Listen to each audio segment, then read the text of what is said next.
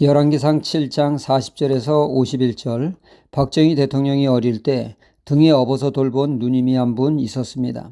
그런 동생이 대통령이 되었으나 누님은 경제적으로 쪼들리는 삶을 살았습니다. 이에 그 올케인 유경수 여사에게 경제적 도움을 요청하게 되었죠. 유교사는 친인척 담당 비서관에게 일을 알렸고, 비서관은 박정희 대통령 모르게 은행에 그 협조를 구해 조카가 은행 대출을 받아 택시를 구입하여 운수 사업을 할 수 있도록 도왔습니다.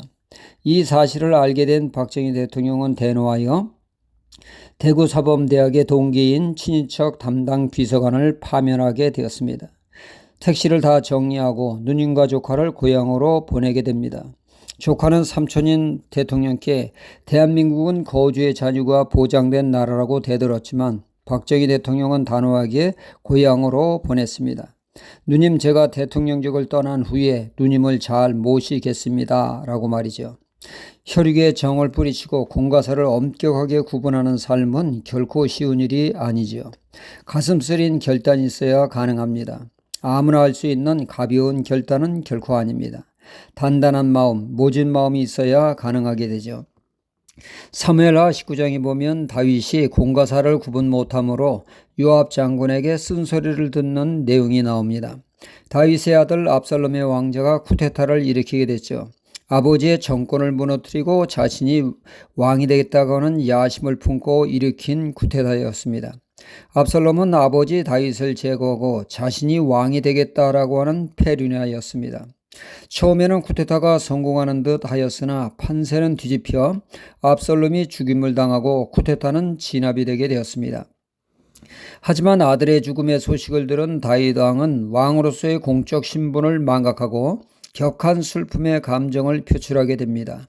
울며 불며 내 아들 압살롬아, 차라리 내가 죽었어야 했는데 하며 크게 슬퍼합니다. 이에 요압 장군이 다윗에게 나와 한 소리 하죠. 왕이 죽은 아들로 인해 슬퍼함으로 나라를 위해 목숨 걸고 지킨 병사와 국민들은 승리의 기쁨을 표현하지 못하는 난처한 상황이라고 말이죠. 이런 식으로 사사로운 감정에 있으면 그 누가 이 나라를 위해, 왕을 위해 목숨을 바치겠습니까? 승리한 것이 오히려 역적이 된 듯한 묘한 분위기입니다. 어여 사사로운 감정을 추스리고 왕으로서 승리를 위해 싸운 군사들을 맞이하라고 합니다. 만약 계속 사사로운 감정이 있으면 백성과 군사들은 등을 돌리게 될 것이고 다윗 왕은 이전에 맛보지 못한 어려움에 처하게 될 것이라고 강력 경고를 했습니다. 그 소리에 제정신을 들은 다윗 왕은 왕으로서 군사들을 맞이함으로 이를 해결하게 되었습니다. 이렇듯 공과사를 구분하는 것이 말처럼 쉬운 일이 아닙니다. 사사로운 감정을 극복해야 가능하기 때문이죠. 제가 그 공병대대 안에 있는 군인교회인 기도원교회를 섬길 때 그때 그 대대장님이 집사님이셨고 사모님은 간호장교로 근무지가 달라 이분은 주말 부부로 살았습니다.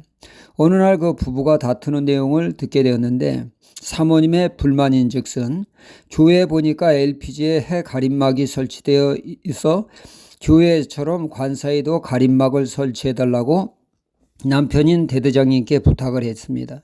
명령 한마디면 간단하게 해결할 수 있는 일이었기 때문이죠. 하지만 남편 대신 대대장님은 병사에게 그것을 하라고 명령을 하지 않습니다. 명령을 하지 않는 이유는 교회는 공적인 건물이고 관사는 개인적인 건물이라는 것입니다.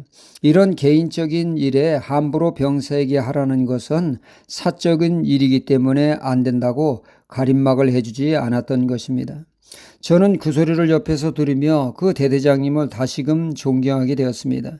말 한마디면 얼마든지 할 수 있는데 공과사를 엄격하게 구분하는 모습에 아주 감동을 받았습니다. 오늘 말씀은 솔로몬 왕이 성전을 다 완공한 말씀입니다. 성전을 짓는 데 있어 다윗 왕은 성전 준비를 위해서 자신의 소유와 전쟁에서 얻은 전리품과 족장들의 소유품으로 성전 준비를 한 것이 성전을 짓고도 남게 되었습니다. 이 남은 여유분을 가지고 솔로몬 왕은 자신이 지을 궁궐에 전용하여 사용하지 않았다는 것입니다. 그 남은 것은 성전 곳간에 비치하여 두었다는 얘기죠. 그 어느 것 하나 궁궐지는 데 전용하지 않았습니다. 즉 공과사를 엄격하게 구분했다는 것입니다. 견물생심의 유혹을 뿌리친 것입니다. 성경의 공과사를 구분 못해 아간과 가룟 유다는 비참한 말로를 맞이하지 않았습니까? 참 지혜자는 공과사를 엄격하게 구분하여 빛의 사명, 소금의 사명을 잘 감당하게 됩니다. 할렐루야.